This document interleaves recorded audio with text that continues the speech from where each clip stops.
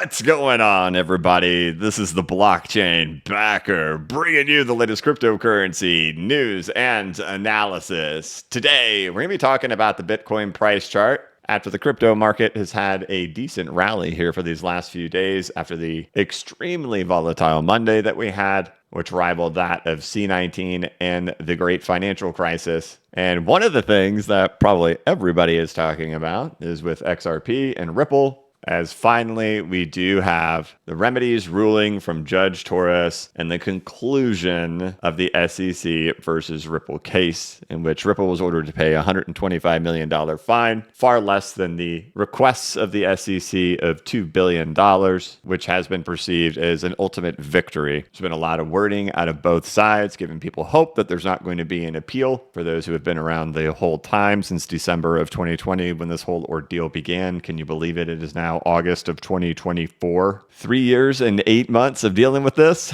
And we've now reached the end. So we'll talk about that. Talk a little bit about the price action, which came back and swallowed all the chaos that happened there on Thursday, Friday, Saturday, Sunday, and Monday. Take a peek over at some other charts that we paid attention to earlier this week and just see if things are still on track. I will end this video with some fluff. Like I've mentioned this week, I've had a lot going on in my personal life outside of crypto that essentially cut my summer vacation short and landed us in an emergency room. The story has a good ending, but I'll fill you guys in on what's going on with all of that at the end of this video as we get ready to enjoy a weekend. Now, as we get started, one of the things that we did talk about a lot this week and last week is that when you look through the history of crypto, you look at cycle theory, you look at where major pivotal moments in previous cycles all took place, the timing of it actually landed it right here in this week that we're in right now. So we're now concluding that week. We published a newsletter over here talking all about that on July 31st, that August answers that cycle theory debate. But if we really look throughout history, it actually all really pointed to this particular week to be kind of that catalyst week of where things actually started moving. We obviously saw an incredibly volatile week, starting it off there on Monday with just absolute massive market crash everywhere, liquidations, leverage everywhere, not just in crypto. It's like over $1 billion in crypto, but we saw it over there in the United States stock market. But since then, crypto has been rallying quite well. So as we move into the coming weeks, really paying attention to see that we actually still see a continuation of that really like next week. In a video earlier this week, we were looking at different charts to say, hey, have we done things that would look like what would be capitulation? What would be those final moments in some altcoins, comparing Solana, SUI, Celestia. At the time of those videos, these assets were much lower at that point. Way down in here, we saw some initial rising taking place. It's exactly what we wanted to see, essentially straight line up price action, which essentially is like being right back on over here. So as we head into next week, looking for those continuations to happen. Again, I'm not perpetuating that everybody run out and buy these particular assets in general. This is more of a look towards what's happening throughout the rest of the market. Can we see these things happening on multiple assets? And we did get the initial reactions we would be looking for. In addition, we can look throughout the market at assets that really have been just like struggling for quite some time. You can see things like Zcash have popped out here just in this last day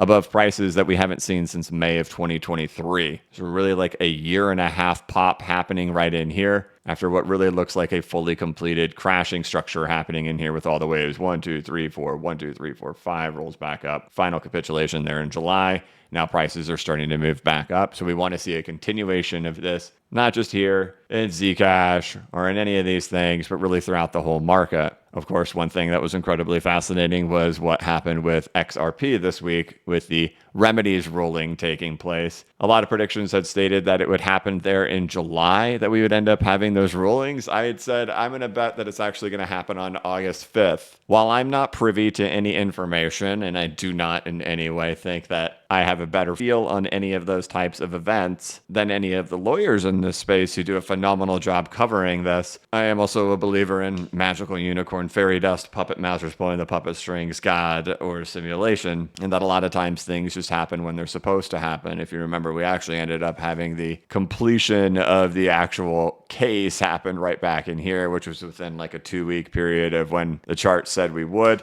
And then what do you know, we get right in here, and now we have the completion of the penalties phase. Not August 5th, turns out to be August 7th.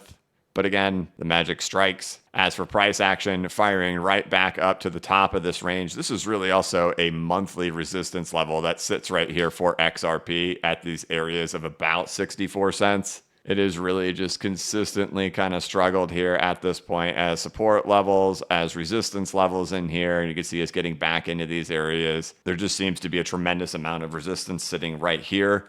The ruling obviously fired the price right back up to get to those prices, but still no escape happening yet. If I had to say narrative-wise, the thing that is still overhanging out there is whether or not the SEC will appeal. Stuart Alderati, lead counsel for Ripple, made a statement. In there, he stated that we respect the $125 million fine the court has imposed for certain historic sales to sophisticated third parties. Brad Garlinghouse also stated, we respect the court's decision to have clarity to continue growing our company. Both of these statements by the CEO of Ripple and lead counsel of Ripple appear to be that they do not intend to appeal. Eleanor Tourette, journalist over there at Fox Business, stated that she reached out to the SEC for comment on the Ripple ruling. I won't read this whole thing to you, but her take from it is that the response from both sides show that each feels that they got the better deal. Ripple is celebrating because the fine was $1.75 billion less than what the SEC originally suggested. Actually, the SEC requested $2 billion, and it was only $125 million, which was $1.875 billion less. But the SEC is celebrating because Ripple now has to pay 12 times the amount it originally suggested, and the judge agreed that the firm had violated securities laws. So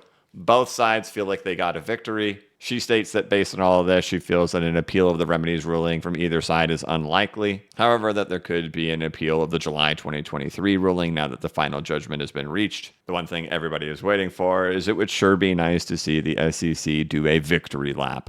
If the SEC went out and did a victory lap, it seems like it would be even more unlikely that they're going to end up doing any type of appeal. They've yet to do that victory lap or make that announcement. They typically do enjoy making announcements when things happen or when they have victories. They haven't done so yet. So everybody's still just kind of on edge. What's going to end up happening with that in regards to the appeal? So that's really just kind of where we sit. I think the location of this happening and getting through this phase is, of course, incredibly optimistic. Happens to be right where we need it to actually happen at. Again, the magical unicorn does strikes. But again, if we look throughout the historical behavior of crypto and XRP and stocks and everything, it's really all one big giant trade if you're looking for things like expansion to end up happening.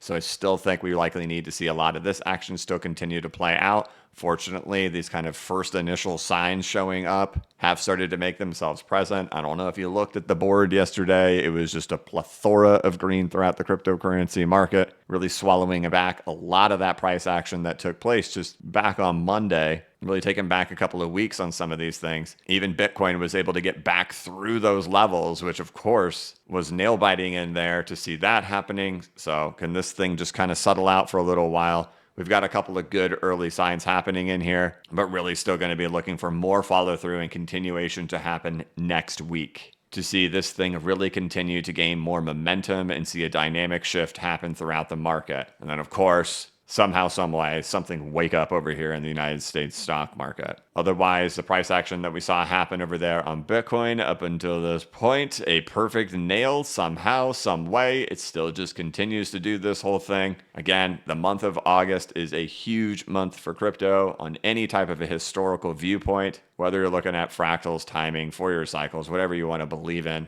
This is the big month. And while if there's some magic to be showing up for the cycle theory, sure was a little ironic to go ahead and get our ruling over there on the remedies phase of Ripple just when we should. So we'll watch for this next week. It was very nice to see some reactions that happened here in the market after the chaos that took place on Monday. It's nice to see some assets starting to show some sign of life that haven't for quite some time. It's definitely something we would want to be seeing happening as our time arrives in other various aspects of the market. But Bitcoin gave us a nice reaction. We got a great narrative for XRP and a price reaction. And we saw some reactions happen in various altcoins that we would be looking for that happen on these types of bottoms. So tune in next week as the drama unfolds.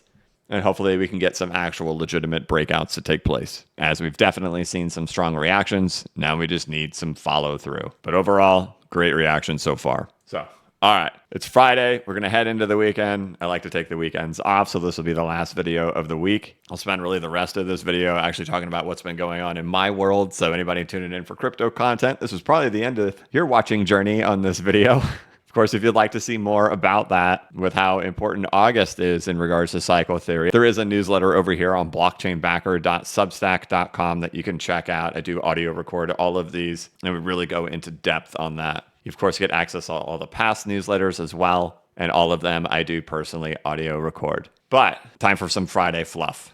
This has probably been one of the weeks where I did not actually want to show up to the YouTube channel.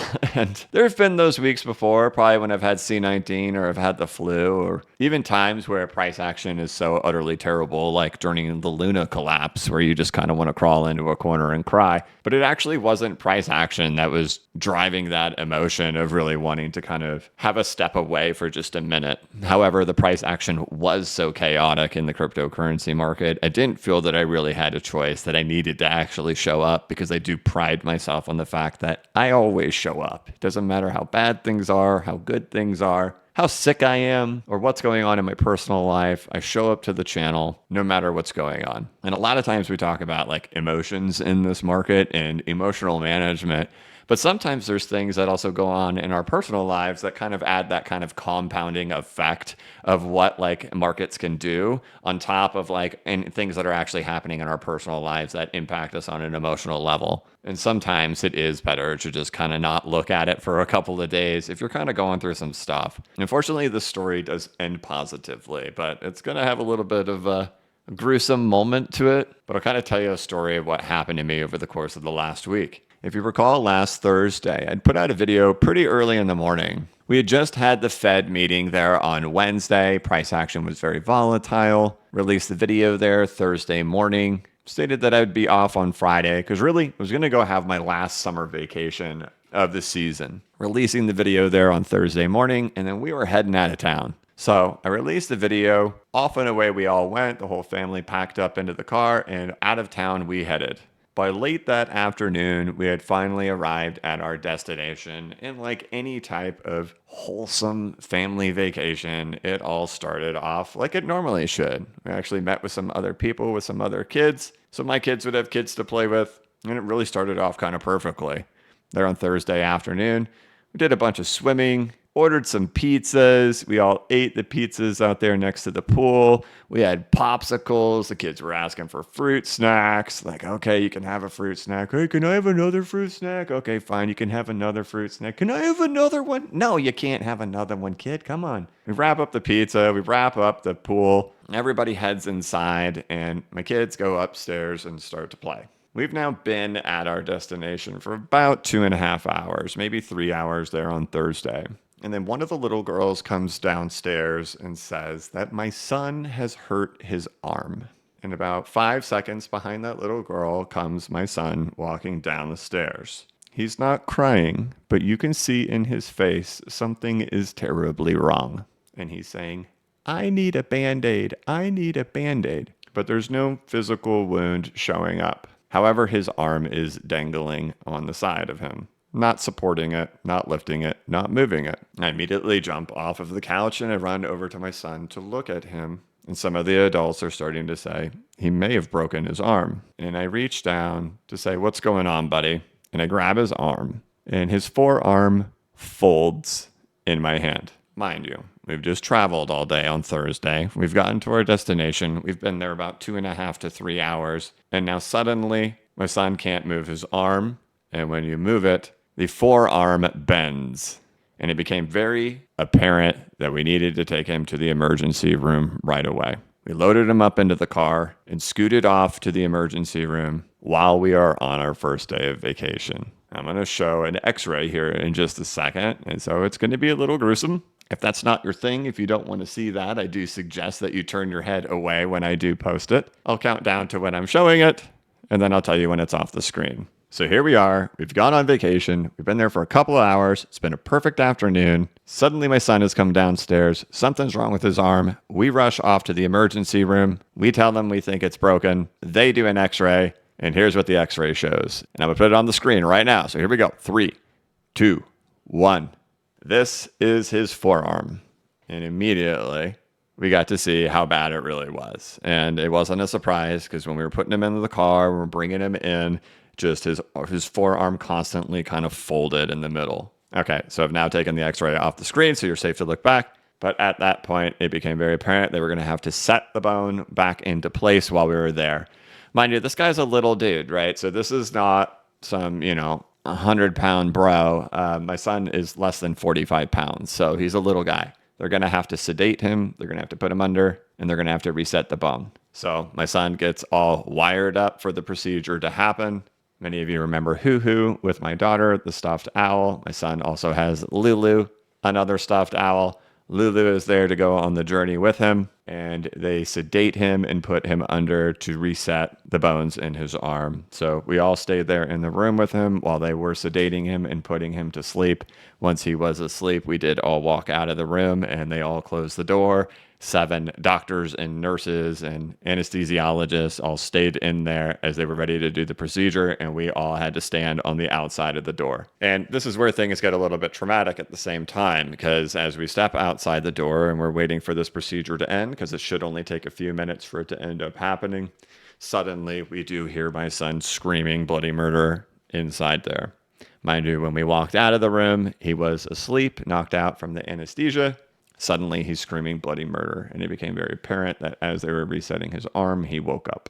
He screamed bloody murder for about 2 to 3 minutes, and then finally it went back to silence. I will never forget this because my wife had to walk away because everybody was saying, why is he screaming? Why is he screaming? He was sleeping. There was another man sitting there in the emergency room, and I'll never forget it because I had walked my family away from that door, and to get them away from that sound as I walked back to it and stood there at the door while he was screaming.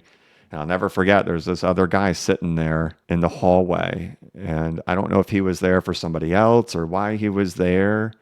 But I remember him looking at me and him just giving me this nod of like, man, you're going through some stuff right now, man. And I feel for you in this moment. And it's very difficult to describe what was happening when that eye contact was made with that guy. But I'll just never forget that for some reason. But just like a man-to-man thing happened there where he was just like, man, I feel you, man. And anyway, so the screaming stops. It goes silent.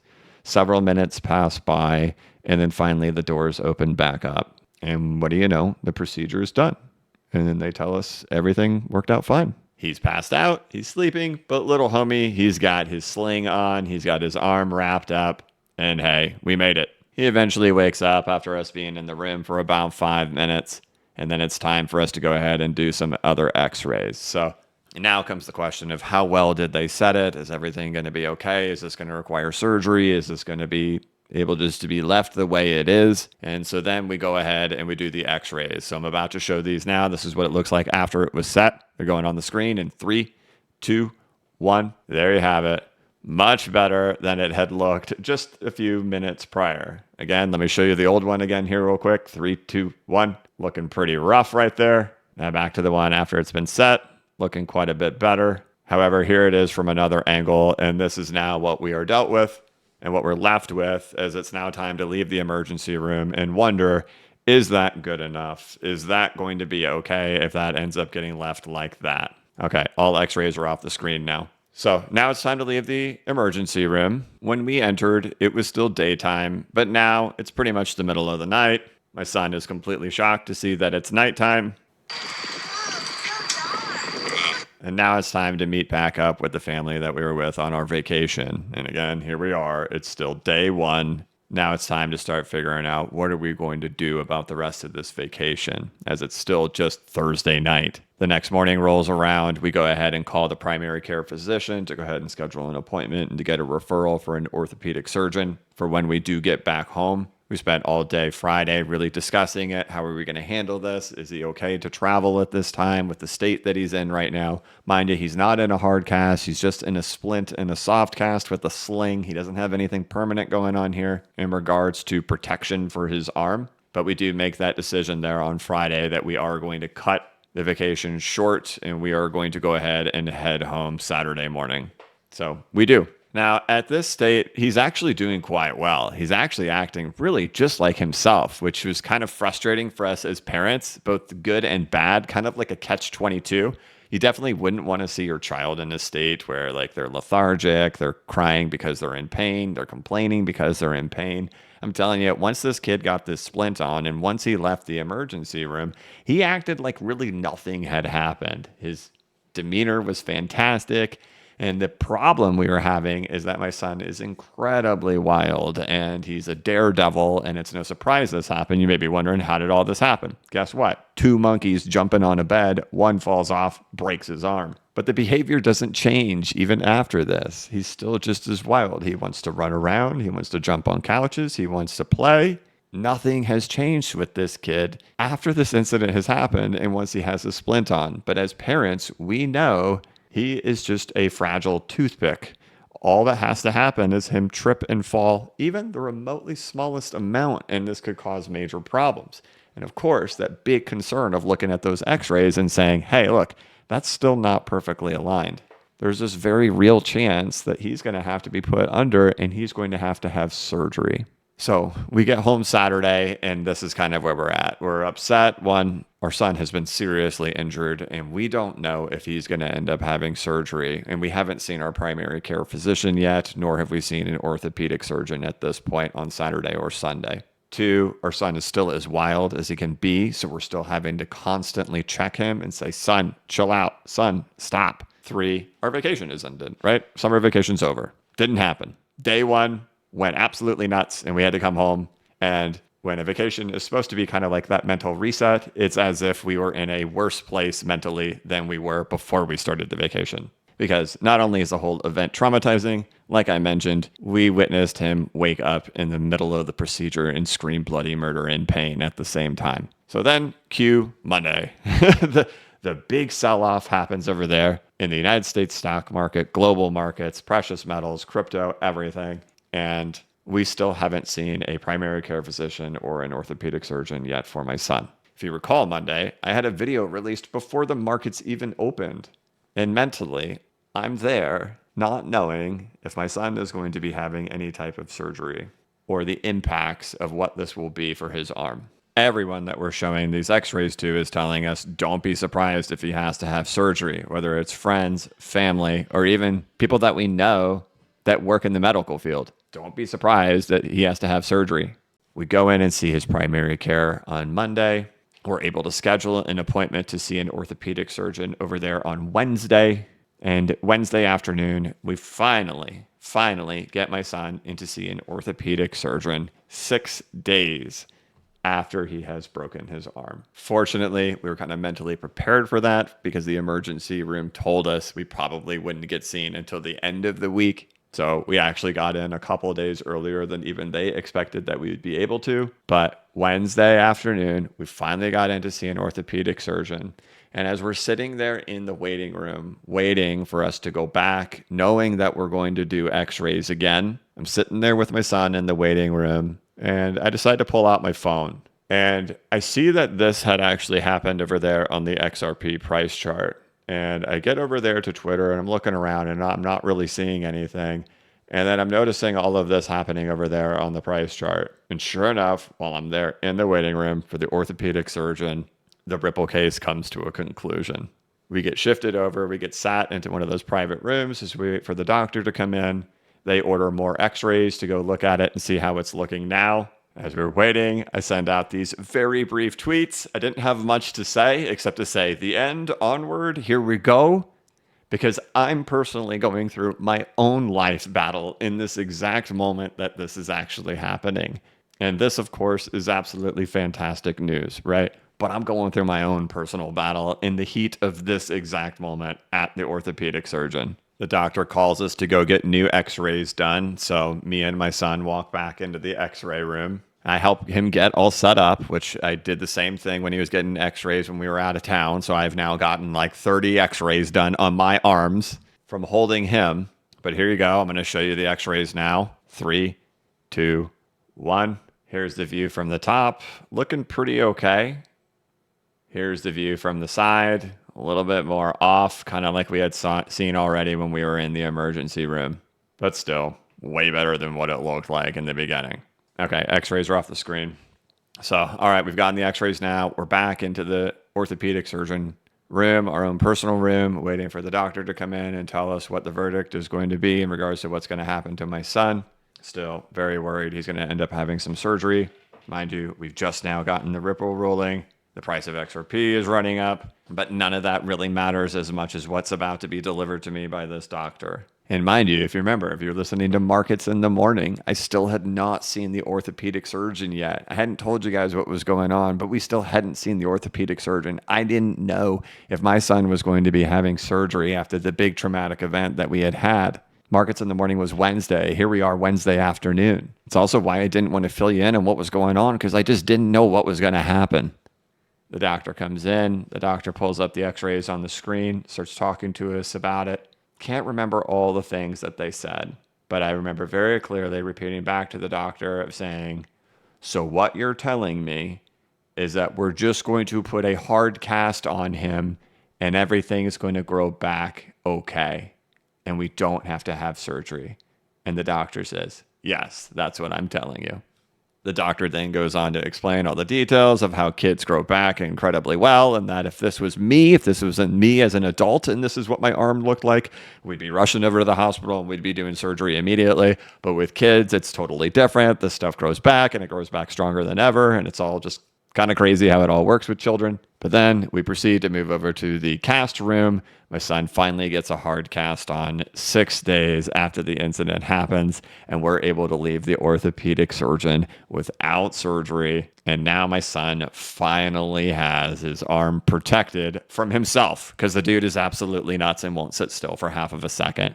And the first thing he says when we get in the car, he says, "Oh, can I run now?" It's like, well, I really wish you wouldn't, but yeah, you probably can. And so late Wednesday afternoon, I get bombarded with two incredibly positive news events in my life. One, the Ripple remedies has been completed. The price of XRP is moving up. It's been 3 years and 8 months, and that phase has finally come to a conclusion. And then within an hour later, I get the news that my son is not going to be having surgery after the traumatic week that we have had, and he finally has his arm casted up. And so price of XRP pumps up, 25%, 30% or something like that there on Wednesday. Come Thursday morning, prices in the crypto market are very green. I think we even saw SWI go up 38, 40% yesterday. There was a lot of big moves happening throughout the market yesterday. It was very green. And just with all the things that were going on in my life, I said to myself, you guys don't need me today. I need me today. I'm taking a day off. I'm going to rest. And I would never imagine that would happen the day after the ruling of the Ripple lawsuit, that would be the day that I needed to have the day off. But I thought, out of all the days to have the day off, and you guys don't need me, today is that day. I'm taking a day for myself to kind of decompress everything that has actually happened in my life for the last week. And so I'm happy to report the little guy is all bandaged up. He's all wrapped up. He's protected from himself at this point. There's no surgery required. It was very traumatic to have our vacation come to a conclusion and the injury that he sustained, and then also to hear him wake up in the middle of the procedure and scream in pain, and then to have to try to protect him from himself for the last, for that 6-day period. But we've kind of made it through that event horizon here with my family and in our lives. And we just didn't know, you could see those x-rays. We did not know what the outcome was going to be, if that was just going to end up being a cast situation or if that was going to be a surgery situation. Anybody who is a parent can probably relate that you just do not like seeing your kids in pain, let alone we don't like seeing our kids get sick when they get lethargic and they get the flu or they get C19 or anything like that. It's just not fun to see your kid not feeling well. And it's certainly not fun to see them have a trauma event happen and then to sit in the unknown for about a week on it. It was just kind of a difficult time over here, but I'm very, very happy to say and report to you, we've gotten through that. That's what's been going on in my life. I'm past that now. Now we got, 2 months of this bro hanging out in this cast, which is great. That's fine. And now we've gotten through the event horizon with the Ripple lawsuit. Now we're just waiting on the appeals stuff. So that's what's been going on with me. I didn't know whether or not I wanted to share all that with the YouTube channel, but we just went through a really crazy moment in markets, and I just kind of wanted to share what was happening with me in the thick of that moment. There's sometimes, say when it rains, it pours in your life. And, people always think, you're on YouTube, you're like some high up dude, like the world is different for you. It's not. Life is exactly the same for me as it is for everybody else. I go through my own events in my own life. There are things that are very tough in my life as well, and nobody is immune to any of it. And I just wanted to share that with you. So it's all good. Everything is all good now. My son is great. XRP is doing okay for now, and hopefully that can continue into next week. So, all right, that's going to be it for this one, guys. I hope that you all have a wonderful weekend. I know that I'm going to have a better weekend than I did last weekend. That's for sure. But otherwise, I will check in with you next week. So that's going to be it for this one. I want to thank you so much for watching. And if you stuck it out to the very end of this thing, thank you. I'm sure I lost most of my audience 20 minutes ago. But thank you for listening to my story and tuning in this long. I hope you have a wonderful weekend. And yeah, let's do the outro again. That's it. Thank you so much for watching. If you could, please like the video and give it a thumbs up. If you're new to the channel, please subscribe and hit the notification bell so you can be notified of when I create new content and when I go live. As always, this is not investment advice, and I am not a financial advisor or a medical advisor.